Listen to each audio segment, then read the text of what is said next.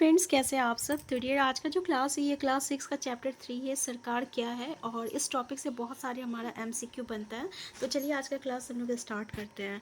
पहला क्वेश्चन है, प्राकृतिक आपदा के समय लोगों की सहायता कौन करता है। सरकार, नेता, लोक उपयोग, सभी। तो आपको पता है कि कौन करता है, सरकार करता है। तो आंसर ए जो रहेगा करेक्ट आंसर हो जाएगा, क्योंकि चैप्टर ही हमारा सरकार क्या है, ठीक है। तो इसलिए ऐसा क्वेश्चन भी हम लेके आए हैं। नेक्स्ट है कुछ उदाहरण जो सरकार के अंग है, जैसे कि सर्वोच्च न्यायालय हो गया, भारत पेट्रोलियम हो गया, भारतीय रेल हो गया। तो ये सभी जो है ना, ये सरकार का ही अंग है। तो आंसर डी हो जाएगा।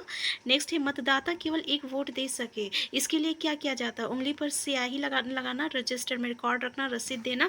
तो आपको पता है कि उंगली पर क्या लगाया जाता है, स्याही लगाया जाता है। नेक्स्ट है झगड़ों का निपटारा करने वाला सरकारी अंग कौन सा है। कार्यपालिका, विधान पालिका, न्यायपालिका। तो आपको पता है कौन है ये न्यायपालिका है। नेक्स्ट है लोकतांत्रिक सरकार की विशेषता क्या है। पहला ऑप्शन है लोगों के पास अपने नेता को चुनने की शक्ति है।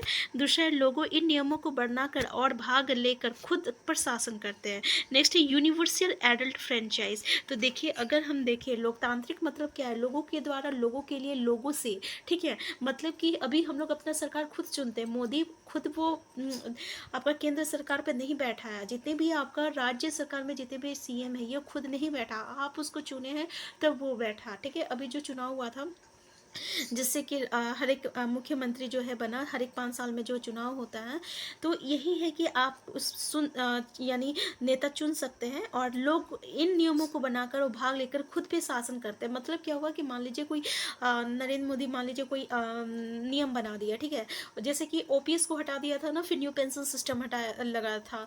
तो इसको लेकर बहुत कोई जो है मतलब कि इसका विरोध किए। तो अगर विरोध होता है और वो तर्क सही होता है, तो जो है खुद भी जो है आपका जो भी मतलब कि सरकार है, उसको भी जो है उसको चेंज करने के लिए वो उनको विवश होना पड़ता है, ठीक है। क्योंकि उसको लोगों के मतलब कि उसको मतलब कि सबको लेके चलना है, ठीक है। कि सरकार मतलब कौन सा वो लोगों के हित का है, कौन सा नहीं है। अगर मान लीजिए कुछ गलत निर्णय है, तो हम भी उसके खिलाफ जो है आवाज़ उठा सकते हैं। जैसे कि बहुत अभी रेलवे में जैसे कि जो वैकेंसीज आ रही है, तो आप देख रहे होंगे कि जितने भी बच्चे हैं सब उसका विरोध कर रहे हैं, क्योंकि ये हमारा राइट है, ठीक है। तो ये हो गया। फिर यूनिवर्सल एडल्ट फ्रेंचाइज, तो आंसर डी जो रहेगा ये इसका करेक्ट आंसर हो जाएगा। जैसे कि राजतंत्र, एक होता है लोकतंत्र, एक होता है राजतंत्र। राजतंत्र मतलब जो राजा चाहेगा वही होगा, ठीक है। उसमें आपका कोई रोल नहीं रहेगा, या उसको हम लोग नहीं चुनते हैं। राजा का बेटा खुद राजा बनेगा, ठीक है, चाहे वो कैसा भी हो, लेकिन वो जो है वो खुद बनेगा, ठीक है। हम लोग उसको नहीं चुन सकते हैं। तो ये राजतंत्र होता है। नेक्स्ट है आपका हरियाणा सरकार का कौन सा स्तर है। स्थानीय स्तर, राज्य। तो पता है जितने भी राज्य है तो वहाँ पे राज्य स्तर हो जाएगा, तो आंसर बी हो जाएगा। नेक्स्ट है आपका कि भारत में गाड़ी चलाने के लिए किस चीज़ों की ज़रूरत होती है। कानून, लाइसेंस। तो आपको पता है हमें लाइसेंस की ज़रूरत होती है, आंसर बी हो जाएगा। नेक्स्ट है आपका नीम में से सरकार का अंग कौन सा है। कार्यपालिका, विधान पालिका, न्यायपालिका। तो ये सभी है सरकार का ही अंग है। नेक्स्ट है काम करने के लिए सरकार क्या बनाती है। स्कूल बनाती है, विश्वविद्यालय, कानून, बैंक। तो देखिए काम करने के लिए वो कानून बनाती है, आंसर सी हो जाएगा। नेक्स्ट है शुरुआती दौर में किन लोगों को वोट देने का अधिकार प्राप्त नहीं था। तो आपको पता है ना कि औरत लोग, गरीब लोग, अशिक्षित लोग, ये लोग कोई वोट नहीं दे सकते थे। फिर इसके खिलाफ बहुत मतलब कि आंदोलन चला था, जिसके बाद जो है ये लोग को वोट देने का अधिकार हुआ था, जो कि हम लोग क्लास चैप्टर में हम लोग डिस्कस किए हुए बहुत ही अच्छे तरीके से। नेक्स्ट है हमारे देश में वोट डालने के लिए आयु सीमा कितना है। तो इसको तो आंसर आपको पता होगा, 18 वर्ष से पहले 16 था, अब 18 कर दिया गया है। नेक्स्ट है भारत के सर्वोच्च न्यायालय का नाम बताइए। जिला न्यायालय, सुप्रीम कोर्ट, उच्च न्यायालय, राष्ट्रीय न्यायालय। तो इसका भी आंसर आपको पता है, सुप्रीम कोर्ट है। नेक्स्ट है भारत में सरकार के कितने स्तर होते हैं। तो आपको पता है ना 3 स्तर होती है। क्या क्या क्या कौन कौन सा स्तर होती है, सॉरी, स्थानीय स्तर होती है, राज्य स्तर होती है, और आपका केंद्रीय स्तर होती है। ये क्वेश्चन कई बार आपका सीटेट में भी पूछा गया है। नेक्स्ट है आपका भारत की राष्ट्रीय स्तर की सरकार कहाँ पे स्थित है। अम्बाला। अब देखिए राष्ट्रीय स्तर बोला है, तो आपको पता है ना नरेंद्र मोदी कहाँ बैठा हुआ है, दिल्ली में बैठा हुआ है। तो इसी को हम लोग राष्ट्रीय स्तर कहेंगे, मतलब केंद्र सरकार।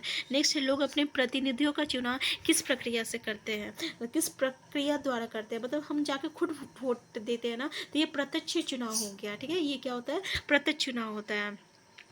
आंसर ए हो जाएगा। नेक्स्ट है अमेरिका में वोट डालने का अधिकार कब हुआ था? 1914, 1920, 1925, 1928 ईस्वी में हुआ था। तो याद रखिएगा आंसर डी हो जाएगा। नेक्स्ट है सफरेज मूवमेंट किससे संबंधित है? आज़ादी से, रोजगार से, महिला मताधिकार से। तो देखिए महिला को वोट देने का अधिकार नहीं था, तो ये सफरेज मूवमेंट से संबंधित है।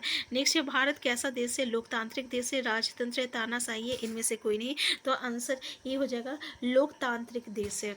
ठीक है, भारत कैसा है? लोकतांत्रिक, जो कि हम लोग पहले ही मतलब कि टॉपिक में डिस्कस किए थे।